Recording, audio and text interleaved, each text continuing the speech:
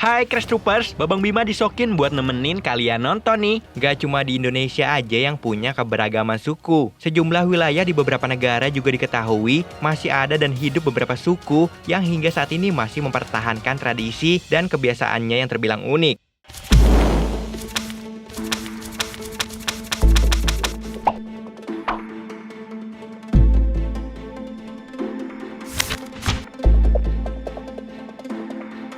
Karena suhunya yang terbilang ekstrim, mungkin gak ada yang menyangka bahwa kawasan Siberia yang disebut sebagai ujung dunia dihuni oleh penduduk asli bernama suku Nenets.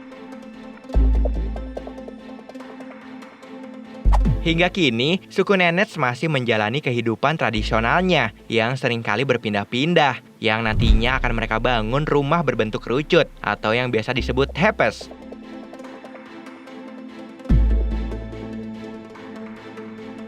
Perlu kalian ketahui, di wilayah Siberia ini suhunya bisa mencapai minus 50 derajat, bahkan bisa lebih. Jika biasanya orang yang kedinginan memilih untuk menyantap makanan hangat, berbeda dengan suku Nenets. Mereka justru lebih memilih untuk menyantap daging mentah hewan rusa kutub beserta darah yang baru mereka sembelih. He wants to take them a gift of fresh reindeer meat. Or can I just chew it? I can just chew it. And this is liver.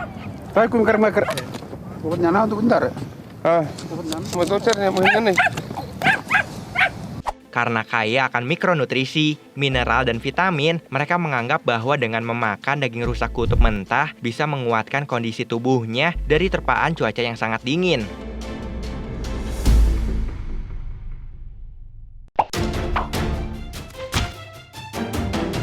Wajarnya sebuah desa akan dihuni oleh sejumlah penduduk mulai dari laki-laki dan perempuan. Tapi anehnya salah satu desa di Kenya ini hanya dihuni oleh suku wanita Kenya saja. Desa itu disebut Umoja yang terletak di Samburu, Kenya Utara.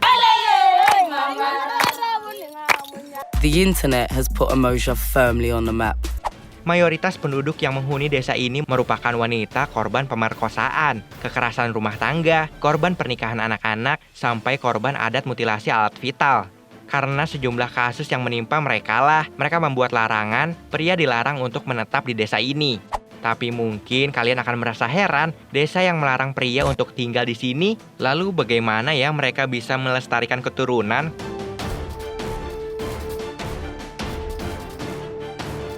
Meski melarang pria untuk tinggal dan hanya dihuni oleh kaum wanita saja, namun mayoritas penduduk di sini masih memiliki perilaku seks normal alias suka lawan jenis. Namun karena aturan yang telah ditetapkan di desanya, untuk melampiaskan nafsu birahinya, wanita desa ini akan memilih pria dari desa lain tanpa harus menikah dan tinggal bersama. Nggak ada pria bukan berarti perempuan di desa ini nggak punya pekerjaan. Untuk mata pencaharian, mereka akan membuat kerajinan tradisional yang nantinya dijual kepada turis yang datang berkunjung ke desanya.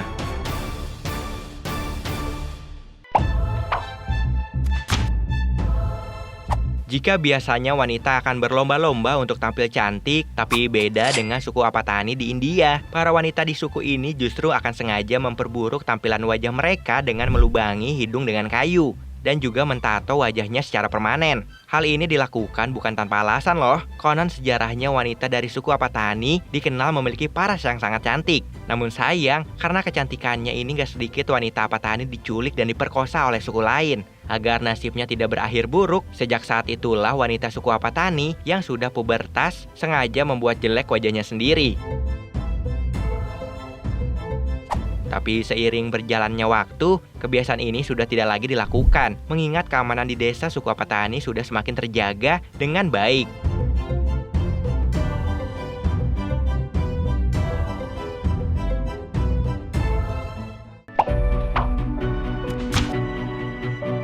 Kalian harus beruntung hidup dan tinggal di Ibu Pertiwi. Soalnya nih, suku Sateremawe di sekitar sungai Amazon Brazil punya ritual aneh sekaligus menyakitkan untuk mengukur kedewasaan seorang pria. Maksudnya sifat kedewasaannya loh, bukan kejantanannya ya.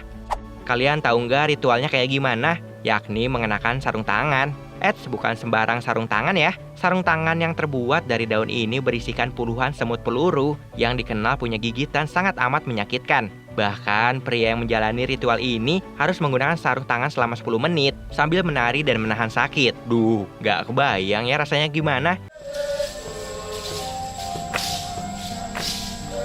A gente recebe aquele sentimento profundo, a gente passa aquele dor. Gigitan semut peluru dipercaya sangat menyakitkan karena jika seseorang terkena gigitan semut ini, selain bisa merasakan sakit seperti terbakar, bahkan juga bisa mengalami kelumpuhan sementara waktu. Bagi pria yang berhasil menjalani ritual ini, atau lebih tepatnya tahan sampai batas waktu yang sudah ditentukan, dianggap telah dewasa dan siap menjalani kehidupan selanjutnya.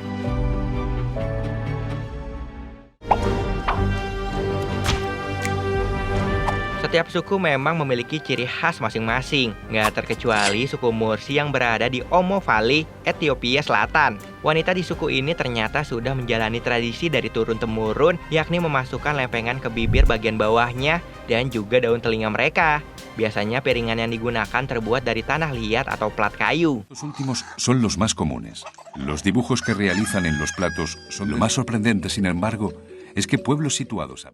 Kebiasaan aneh ini emang terlihat agak menyakitkan ya. Tapi masalahnya, para wanita di suku ini sengaja melakukan hal tersebut karena menurut mereka semakin besar diameter lempengan yang diselipkan di bibir maupun telinga mereka, menunjukkan bahwa mereka semakin dewasa dan siap untuk dinikahi.